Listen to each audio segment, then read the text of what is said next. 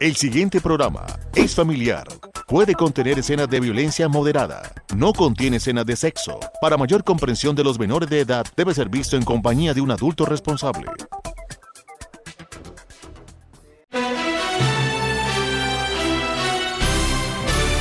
Bienvenidos, aquí comienza Editorial, un programa de radio y televisión al servicio de la información, gracias a la Alianza de Medios, La Cúpula y Paso Televisión.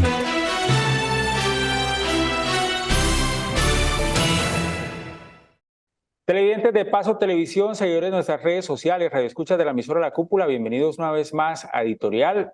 Hace pocos días en la ciudad del Socorro, las redes sociales nos mostraban, los que vivimos aquí en esta ciudad, pues vivimos y sufrimos también un gran aguacero, pues que trae consecuencias.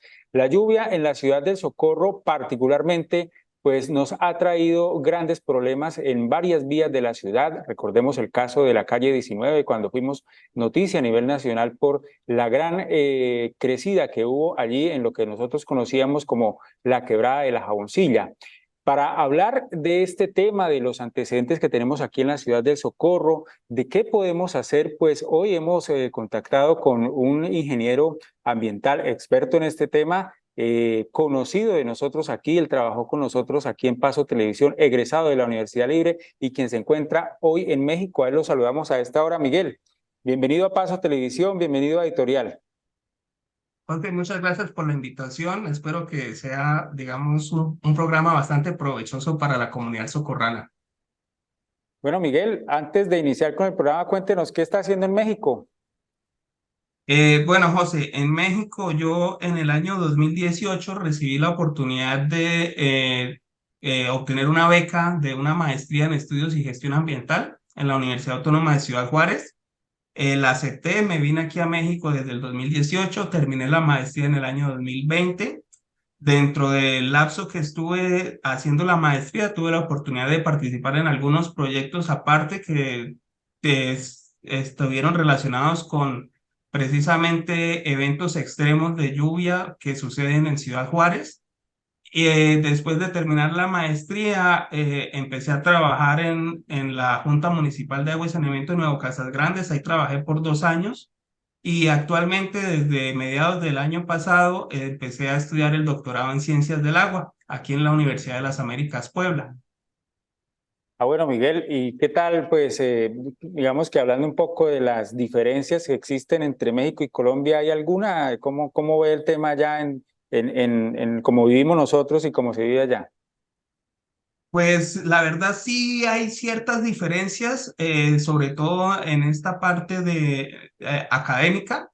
Digamos que aquí las universidades y la parte pública van algo de la mano, no totalmente de la mano, pero sí se van acompañando y van generando cierto tipo de soluciones a problemáticas que se detectan.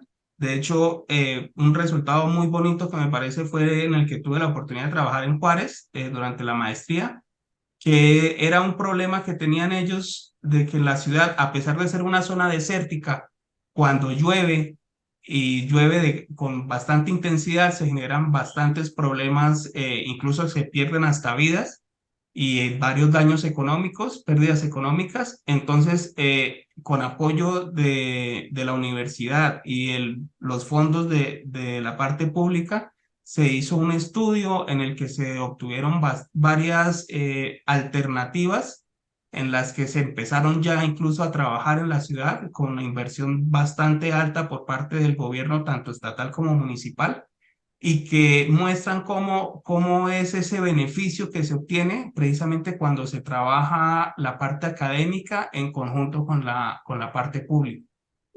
Muy bien, Miguel, para hablar de lo que es pues el tema que nos congrega en este programa y en este espacio, hablemos un poco de esa situación que vivimos aquí en la ciudad del Socorro. Como usted lo decía, usted está en México, pero pues allá se entera de lo que pasa aquí en la ciudad del Socorro. Fuimos noticia también, Miguel, a nivel nacional. Ayer en el canal Caracol veíamos las imágenes del sector de San Victorino. El tema de la 19 se mitigó, pero sigue siendo también un problema. Bueno, y varias vías que ya usted como socorrano conoce. Cuéntenos, ¿Qué pasa acá en la ciudad del Socorro con el tema específicamente ese que nos congrega, que es la lluvia, Miguel? Vea, José, lo primero que hay que explicar es así brevemente qué es el cambio climático, que a veces tenemos un pensamiento bastante diferente de lo que es, y es que el cambio climático del que tanto se habla no es que vaya a dejar de llover, que es como que lo que tenemos todos principalmente en la mente. El cambio climático lo que va a hacer es alterar las condiciones con las que normalmente se presentan las lluvias y las temporadas de estiaje, las que son llamadas de sequía. Entonces, lo que va a hacer es que va a hacer que las sequías, la parte de los veranos sean más largos, duren más días, y las lluvias no tanto que disminuyan en cantidad, sino en periodo de tiempo.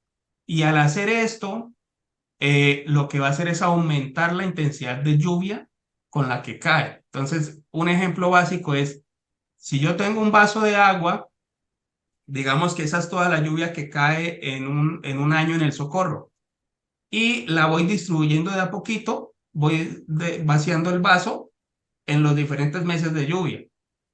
Si empezamos a hablar de cambio climático, lo que va a hacer es que ese mismo vaso, la misma cantidad de agua, se va a vaciar, pero más rápido. Pues nos va a caer más agua en menos tiempo. Y eso es lo que se ha venido viendo en el Socorro los últimos años.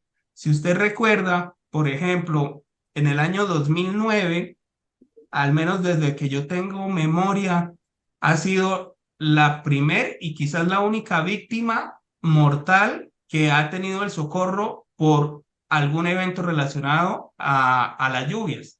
Y fue una señora que en ese año 2009 intentó cruzar la calle 19 a la altura de Paso TV por la carrera 15, y la corriente de agua la arrastró y se la llevó, y pues terminó el cuerpo en Lamentablemente. Chanchón. Y terminó el cuerpo en Chanchón. Si seguimos adelante, entonces está el problema, el que se suele presentar mucho por lados de Santa Bárbara, que se mete el agua a las casas las que quedan por debajo de la calle y hace los daños. Si vemos también en la parte de Tres Esquinas por el sector del Diamante, ahí donde se unen la carrera 11 con la carrera, perdón, la carrera 13 con la carrera 14, ahí también se han generado corrientes de agua bastante fuertes por la parte de la quebrada La Guayacana. O sea, son muchos sitios en donde ha sucedido eso. Esta semana pues pasó ahí en San Victorino. Y eso lo que demuestra es que el Socorro no está preparado en la parte de infraestructura para afrontar esos cambios de intensidades en las lluvias. Está lloviendo más cantidad de agua en menos tiempo, entonces se genera mucho más caudal y eso genera ríos, por decirlo así. Son ríos que se forman en las calles. Entonces se necesita que se comience a hablar desde los planes de desarrollo de obras de control y prevención de ese tipo de problemáticas. Bueno, Miguel, hay algo también muy importante y es el tema de la responsabilidad. Lo hablábamos antes de iniciar a grabar este espacio, que tienen, pues, lógicamente, los entes gubernamentales, porque son quienes están administrando este tipo de situaciones o deben hacerlo, pero también las universidades. Su merced es egresado a la Universidad Libre, tenemos aquí la Universidad Industrial de Santander, tenemos en estos dos centros de educación algunos proyectos, conoce de algo que se esté trabajando, que se maneje, pues precisamente en lo que estamos hablando de este problema, Miguel. Realmente que yo conozca, no conozco ningún proyecto que se esté realizando en ese sentido. Por ejemplo, en el 2016, algo que hicimos relacionado al tema, pero en este caso no de lluvias, sino de sequías, fue cuando con el ingeniero Heymar y mis compañeros Jordan Esteves y Germán Palacios estábamos estudiando lo de la evaporación del embalse, que eso es otro de los efectos a los que también se ve que el Socorro es bastante vulnerable, y es a las sequías. Pero realmente es muy difícil porque para hacer ese tipo de estudios se necesita bastante colaboración por parte pública, acceso a la información. Le comentaba a usted antes de empezar el programa que si usted revisa en el IDEAM, no hay información meteorológica del Socorro disponible para descargar. Y aparte de eso, para este tipo de estudios, en el caso de las lluvias específicamente, se necesita tener estaciones meteorológicas puntuales en el Socorro, en diferentes partes de la ciudad, y que tomen mediciones al menos cada 10 minutos. Lo ideal es cada 5 minutos, pero al menos cada 10, 15 minutos para poder estudiar cómo evoluciona la intensidad de las lluvias, porque aquí viene otro tema, y es que si hablamos de la parte hidrológica, este tipo de tormentas tienen un periodo de retorno. Cada 5, 10, 15, 20, 25, 40, 50, 100 años, existe la probabilidad de que vuelvan a suceder ese tipo de lluvias. Entonces, si no se tiene ese estudio periódico de antes, no hay forma de saber de qué estamos haciendo. Y esa información es incluso necesaria también para poder desarrollar y hacer los diseños de las obras de infraestructura que se necesitan hacer.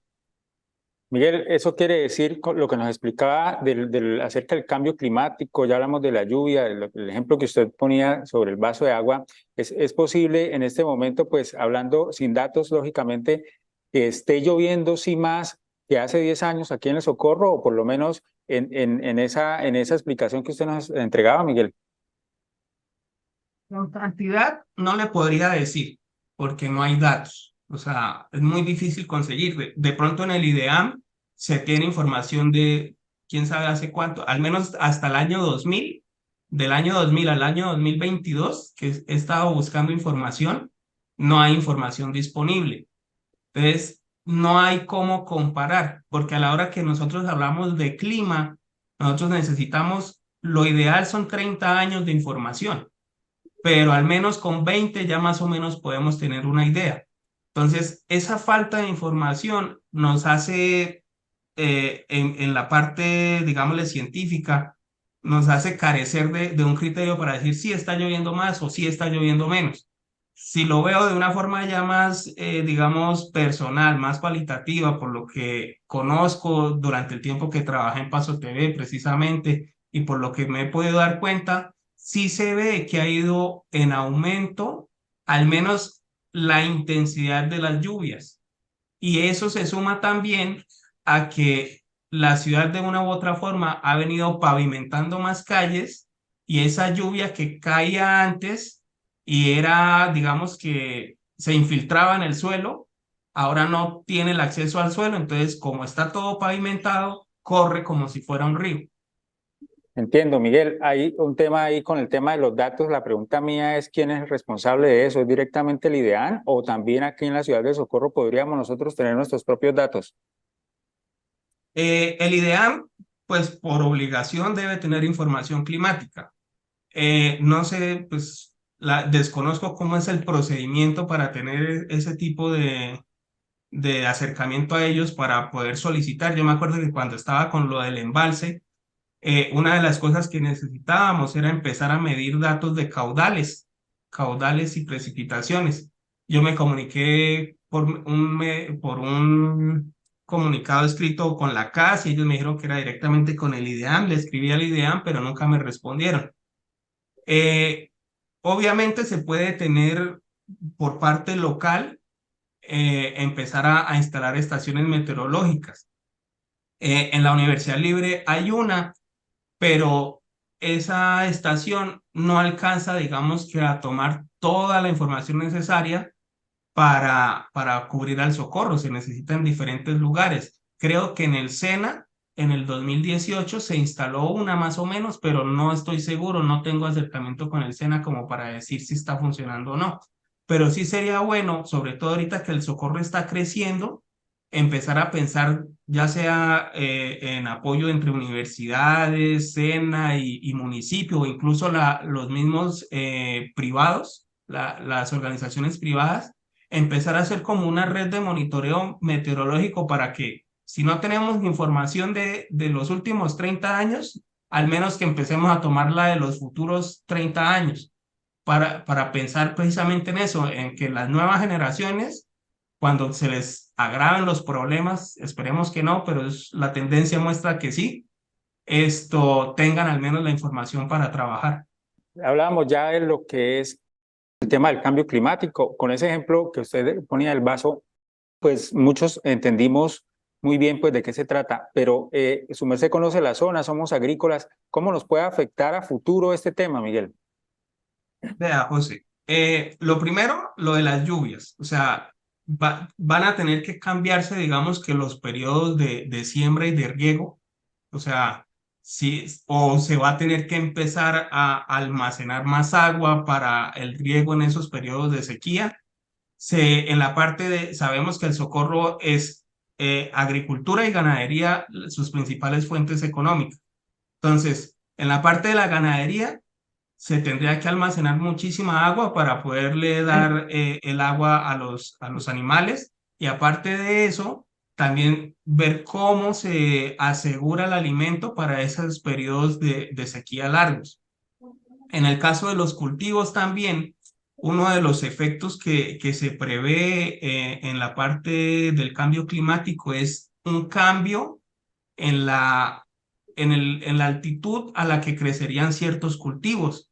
Entonces, muy probablemente, quizás si no se empiezan a tomar medidas, y esto ya es a nivel mundial, o sea, esto ya ni siquiera es del Socorro, todo lo que pasa en el mundo afecta a cualquier zona del planeta. Entonces, quizás en un caso muy extremo podríamos hablar que incluso de pronto el café ya no se empiece a dar en ciertas zonas del Socorro, lo cual sería terrible porque pues, es casi que el motor principal del Socorro, la producción cafetera. Y ya lo otro, pues, es la parte de los riesgos, lo que le comentaba, si van a aumentar más lluvias, va a ser más frecuente que se generen esos ríos, que se inunden casas, que se arrastren vehículos, en el mejor de los casos, en el peor de los casos, que se vuelva a llevar personas. Entonces, es algo que en cuestión de afectaciones al Socorro, hasta el momento, sin tener las medidas que se deben tener y que se empiecen a trabajar en estas, van a ser bastante graves los problemas. Pues bueno, Miguel, ya hablamos de los antecedentes. Usted se crió aquí en este bello municipio que me imagino que lo recuerda con mucho agrado cuando está pues, desde allá de México, lo extraña esta tierra. Miguel, ya sabemos pues, la problemática que tenemos. Usted nos explicaba el porqué de esta situación. Con ese ejemplo del vaso, me parece que el cambio climático nos queda un poco más claro. Pero entonces, ¿qué hacer? ¿Qué podemos hacer? Teniendo en cuenta pues la infraestructura que ya tenemos, qué podemos hacer con, digamos, los entes gubernamentales, los privados, nosotros mismos como ciudadanos, ¿cuál es el paso a seguir en ese tema? Vea, José, en la parte gubernamental y aprovechando, digamos, la época de este año que es época electoral, yo creo que lo primero que hay que hacer es traer a la mesa de todos los planes de desarrollo la parte de adaptación al cambio climático en el municipio. Que los planes de desarrollo no sean solamente vamos a pavimentar calles y dejar eso que, o sea, está bien pavimentar, pero hay que pavimentar pensando en esas cosas del cambio climático, en esos problemas que puede traer.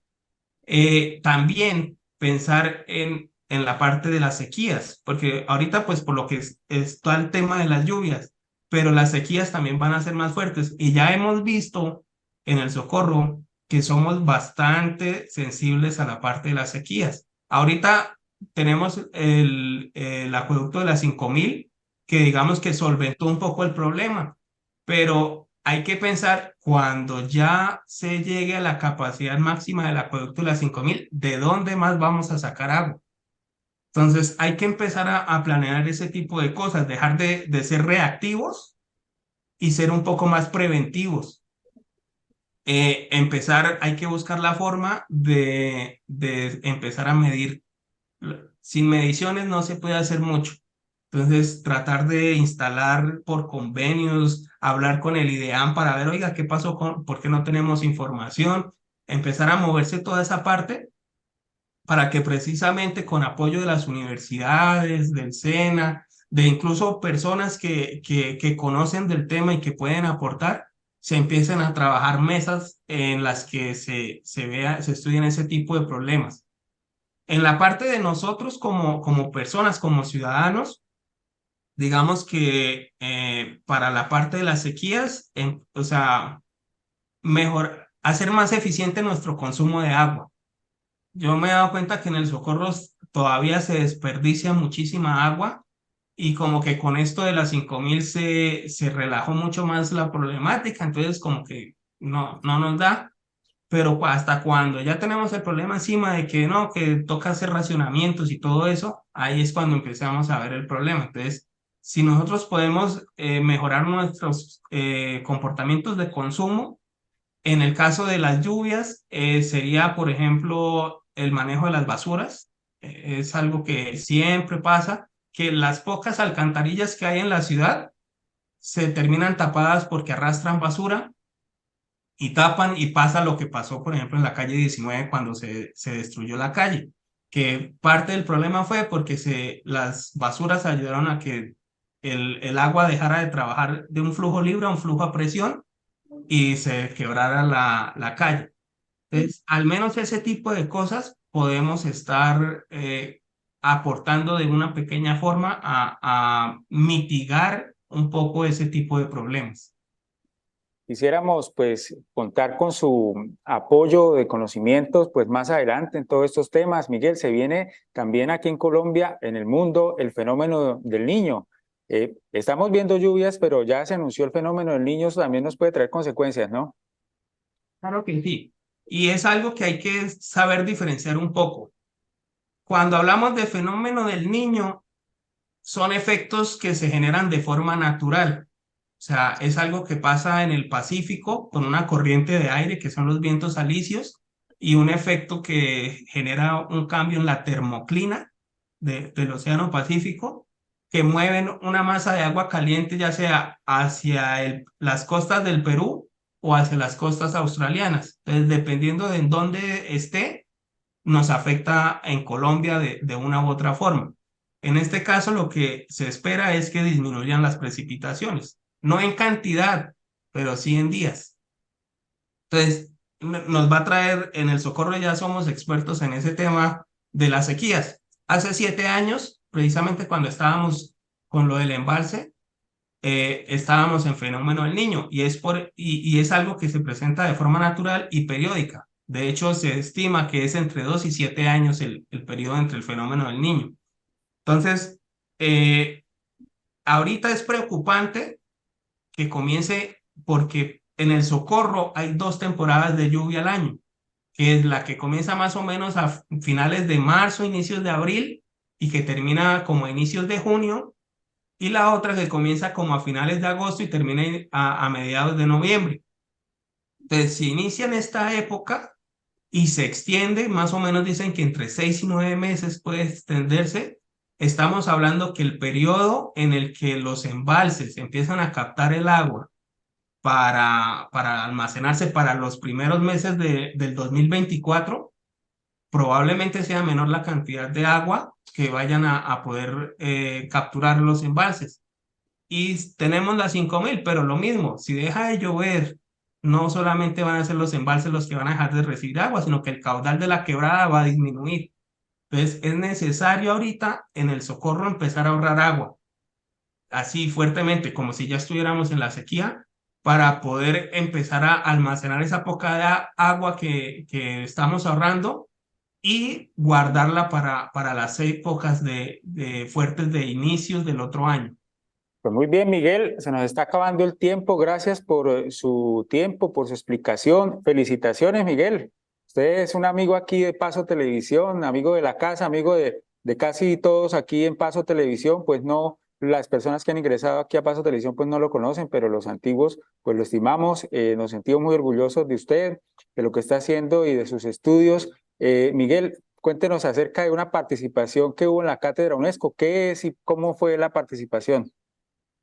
Sí, la cátedra UNESCO, bueno, la UNESCO es, digamos que la rama de la Organización de las Naciones Unidas que se encarga de toda la parte de difusión de cultura, de ciencia, de educación. Busca precisamente eso, difundir el conocimiento y educar a nivel mundial.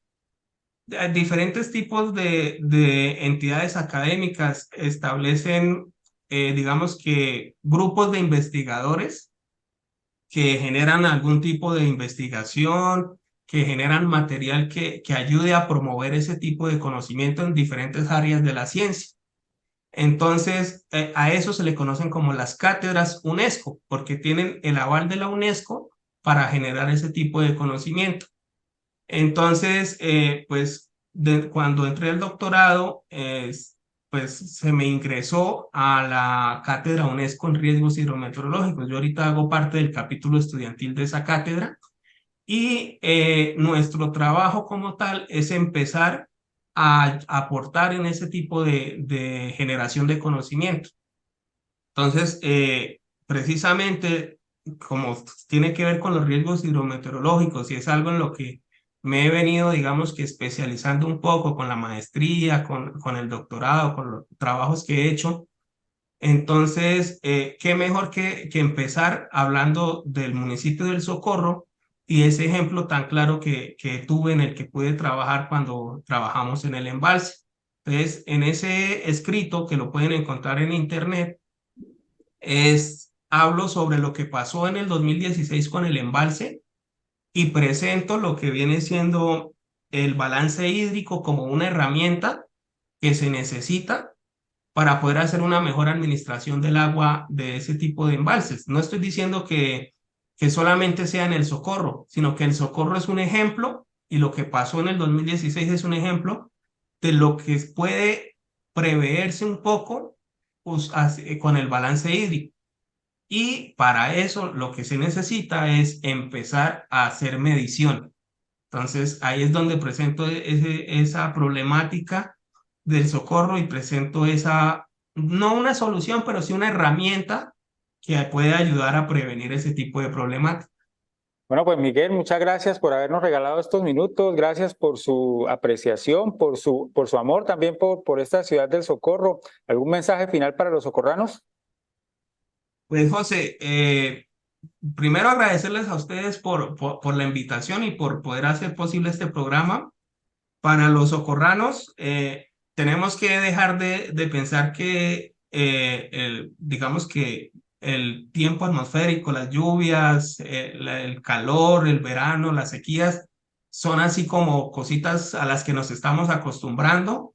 Dejemos digamos, de medio normalizar ese tipo de casos como el que pasó esta semana, porque quedan así nada más como para la anécdota. Que es que en San Victorino se llevaron las motos. Pero ya es hora de que empecemos a tomar esto desde una parte más técnica y empecemos a pedirle sobre todo a los gobernantes y a los candidatos, en este caso, que comiencen a hablar del tema de cambio climático y la adaptación del Socorro a esta problemática que es a nivel mundial. Bueno, pues Miguel, muchas gracias por su tiempo, muchas gracias por habernos atendido en esta entrevista, a usted, a nuestros televidentes también, nuestros seguidores de las redes sociales, nuestros radioescuchas de la emisora La Cúpula, pues un abrazo desde Paso Televisión, pues todos a ponerle cuidado a lo que está pasando con el tema atmosférico, con el tema ambiental, con las lluvias, pues, con todo esto que hablamos hoy aquí en la ciudad del Socorro. Es un problema de todos. Muchas gracias por su sintonía y los esperamos en una próxima emisión de Editorial.